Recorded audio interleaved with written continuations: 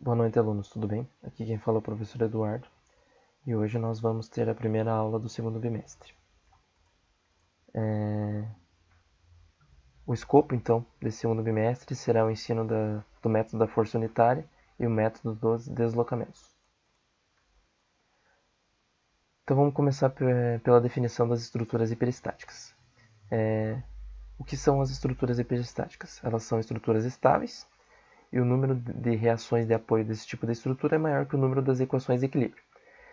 Até as aulas anteriores, nós estávamos estudando apenas estruturas isostáticas, onde a quantidade de equações de equilíbrio eram iguais às nossas reações de apoio. Né? Agora, vamos ver as estruturas hiperestáticas. Nós definimos o grau de hiperestaticidade de uma estrutura através da quantidade de ligações excedentes que essa estrutura possui a partir das equações de equilíbrio. Então, se nós temos uma estrutura com 4 reações de apoio a serem definidas, e nós temos também 3 equações de equilíbrio, então essa estrutura possui grau de hiperestaticidade 1, e por consequência, uma estrutura isostática possui grau 0. Essas estruturas não conseguem ser definidas apenas com as equações de equilíbrio da estática. Método da força unitária. Para solucionar, então, uma estrutura hiperestática, é necessário considerar 3 grupos de condições básicas, que são as condições de equilíbrio da estrutura, condições sobre o comportamento dos materiais, que seria o módulo de elasticidade, né, e a inércia da estrutura, e condições de compatibilidade. Esse método ele faz a soma de uma série de soluções básicas que satisfazem as condições de equilíbrio. Porém, essas soluções, quando estão isoladas, elas não atendem às condições de compatibilidade da estrutura. Com isso, nós precisamos realizar uma superposição dessas soluções para restabelecer as condições de compatibilidade. A estrutura utilizada para a superposição das soluções básicas é, em geral, uma estrutura isostática auxiliar obtida a partir da estrutura original pela eliminação dos vínculos. Essa estrutura isostática é chamada de sistema principal. As forças ou momentos que nós vamos aplicar nessa estrutura ao liberarem, serão as nossas incógnitas denominadas hiperestáticas. Então, na primeira parte que nós vamos estudar desse tipo de método, nós vamos estudar um método da força unitária aplicado a problemas com apenas 1 grau de hiperelasticidade. Então, o nosso primeiro problema. Seja nosso propósito traçar o diagrama de momentos fletores para a estrutura modelada na figura A, que é essa estrutura aqui, né? Nós temos um engaste e um vínculo de primeiro grau, né? Onde só temos a reação vertical no ponto B. Nota-se que a estrutura possui 4 apoios, ou seja, 1 a mais do que o número de equações da estática no plano, caracterizando-se uma estrutura hiperestática de grau 1, que é a que a gente vai estudar hoje. Por uma questão de critério, podemos numerar as equações, as reações, de 1 a 4. Né? Reação 1, reação 2, reação 3, reação 4.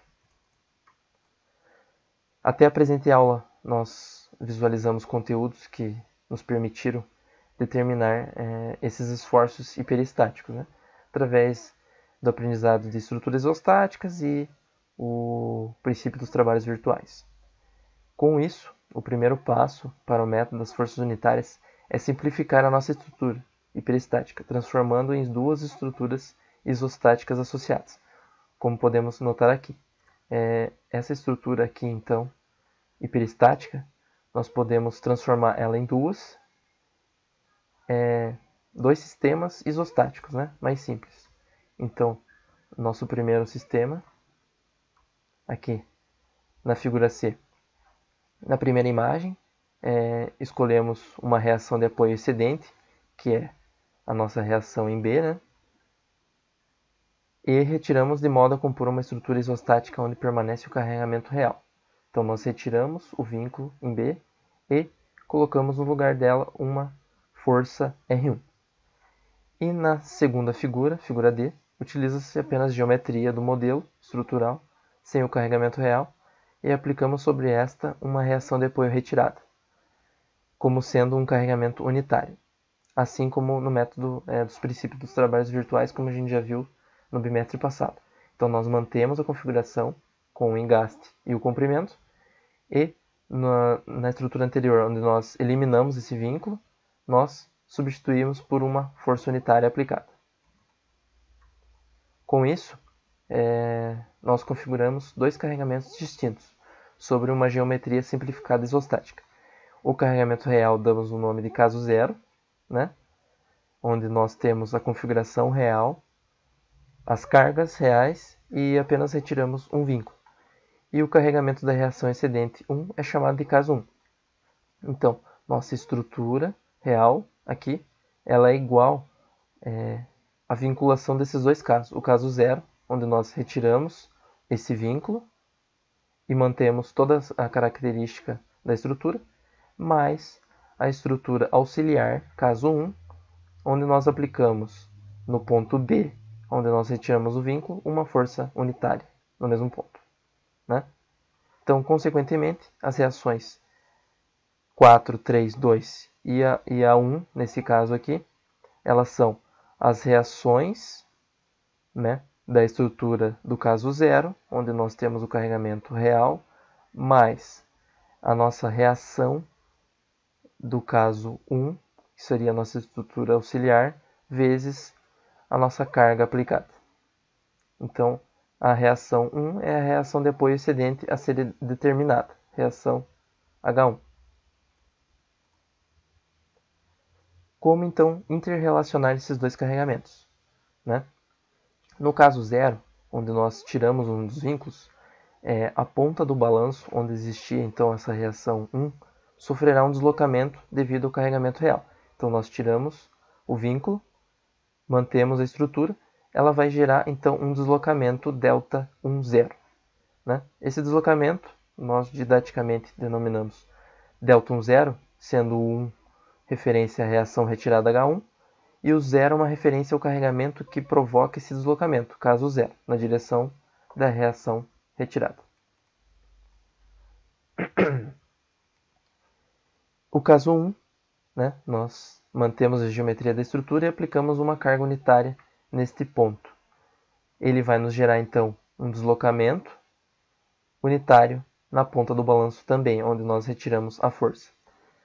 Esse deslocamento é didaticamente também denominado F11, sendo 1 referência à reação retirada H1, e o segundo 1, né, uma referência ao carregamento que provoca esse deslocamento, do caso 1, na direção da reação aplicada. O fato é que na estrutura real, a ponta do balanço não sofre nenhum deslocamento vertical, pois existe um apoio e, consequentemente, uma reação vertical que impede a ocorrência desse deslocamento. O que isso quer dizer? Que na nossa reação, na nossa estrutura real, onde nós temos o vínculo, a estrutura não vai sofrer nenhum deslocamento, né? Então, no caso zero, quando nós sofremos esse deslocamento devido a esse carregamento, e no caso 1, nós sofremos o deslocamento devido à força unitária aplicada, nós conseguimos associar esses deslocamentos de maneira a que seja zero nesse ponto, né? Como não sabíamos o valor da reação de apoio 1, arbitramos o valor unitário para H1, que é de 1 kN. E, assim sendo, o deslocamento F11 que calculamos é de fato um deslocamento unitário, ou seja, é um deslocamento que ocorre na direção da reação considerada para cada 1 kN de força aplicada. O que isso quer dizer? Que como nós aplicamos uma reação unitária aqui de 1 kN, o deslocamento que nós vamos ter vai ser unitário. Ou seja, se multiplicarmos esse deslocamento por uma força, nós vamos ter, consequentemente, o deslocamento que essa força iria causar, porque nós já temos um deslocamento unitário aqui. Considerando que o deslocamento da ponta do balanço na vertical é nulo, podemos então fazer a seguinte afirmação: H1 vezes o deslocamento 1, mais o deslocamento 1, 0 é igual a 0. Né? F11 pode ser chamado assim de coeficiente de flexibilidade, relacionando qual o deslocamento vertical que ocorre no ponto analisado, ponta do balanço nesse caso, devido à aplicação de uma força nessa mesma direção. Então, resumindo, para esse método, nós escolhemos então, em primeiro lugar, um sistema principal, caso zero, onde a gente elimina uma reação excedente e mantém a geometria e as cargas. Calculamos então o deslocamento no ponto onde a força excedente foi retirada do sistema principal. Aplicamos então uma redundante hiperestática H1 como carga isolada em uma geometria idêntica à do sistema principal e calculamos então o deslocamento no ponto da aplicação dessa carga. E por último, aplicamos a condição de compatibilidade H vezes F mais delta é igual a 0. Então,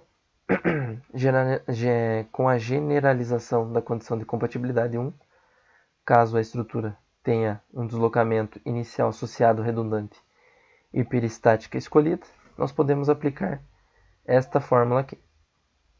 Sendo H1 a redundante hiperestática, F11 coeficiente de flexibilidade, delta 10 deslocamento no caso 0 relacionado à redundante hiperestática H1 e ΔH o deslocamento prescrito inicial relacionado à redundante hiperestática H1.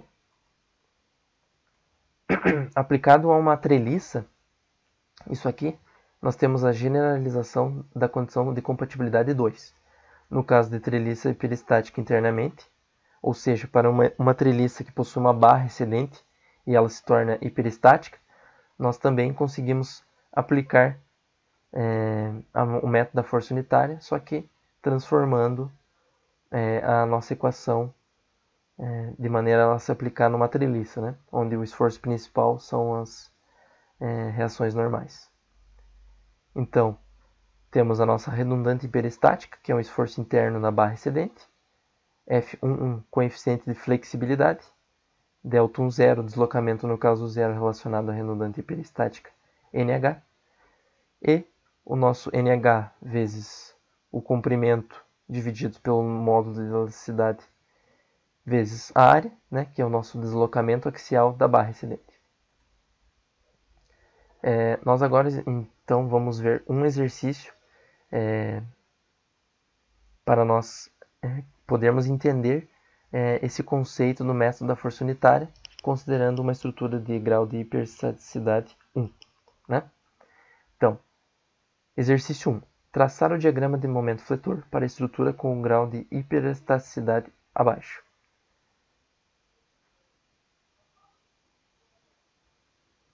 Dados então, módulo de elasticidade 200 GPa, a base da estrutura é 20 e a altura 50 cm.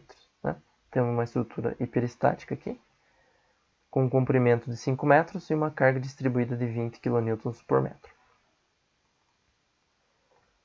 Então, considerando somente os efeitos de momentos fletores e adotando como redundante hiperestática VB, definimos nossos casos 0 e 1. Nós pegamos então a estrutura, eliminamos nosso vínculo em B e substituímos por uma força. Né? Então nós temos o caso 0, que é a nossa estrutura isostática engastada e livre, né? Com uma carga de 20 kN por metro mantida.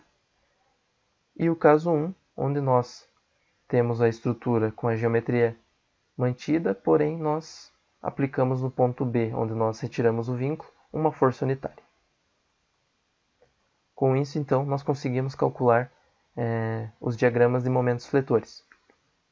No caso 0, então, nós calculamos o momento, que é QL ao quadrado sobre 2, né, que vai dar nosso momento no engaste, e calculamos para o caso 0, que vai dar menos 5 kN vezes metro, que seria nossa força vezes nossa distância, que vai dar nosso momento. Com isso, nós pegamos os momentos fletores calculados e podemos utilizar a tabela de Kurt-Bayer, conforme a gente já tinha visto anteriormente. Então, nós vamos associar o carregamento real com o carregamento virtual, que seria um triângulo, né, com uma parábola aqui, e um triângulo comum. Nós associando, utilizando a tabela de Kurt-Bayer, vamos ter essa fórmula aqui para conseguir integrar esses dois gráficos.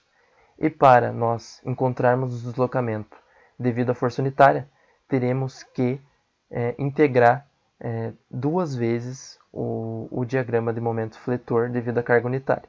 Porque teremos o momento, né? E, como nós já vimos, para encontrar um deslocamento devido ao momento, temos que ter força vezes distância, né? Então, nós temos que aplicar duas vezes o diagrama de momento fletor para conseguir encontrar um deslocamento. Então, com isso, na tabela de Kurt-Bayer, se virmos que ao associar dois triângulos iguais para o mesmo lado, nós temos essa fórmula aqui para conseguir fazer a integração. Com isso, né, ao integrar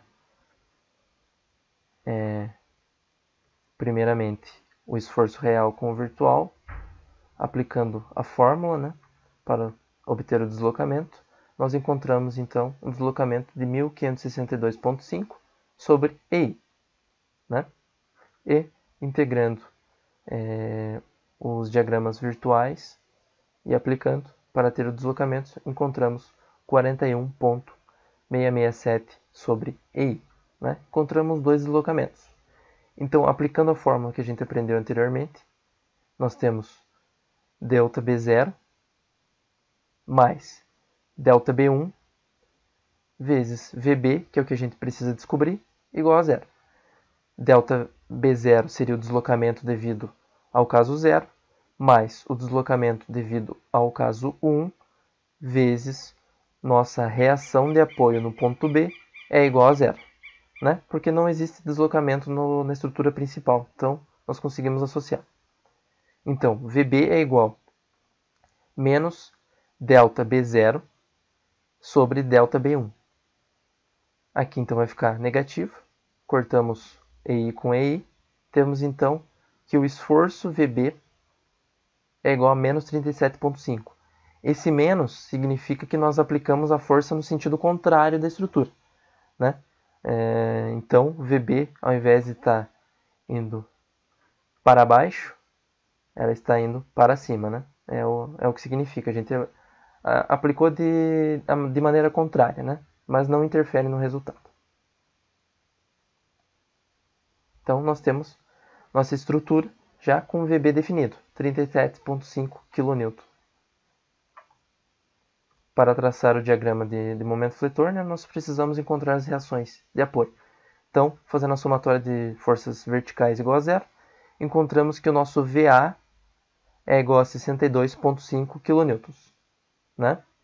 Somatória de forças horizontais é igual a zero.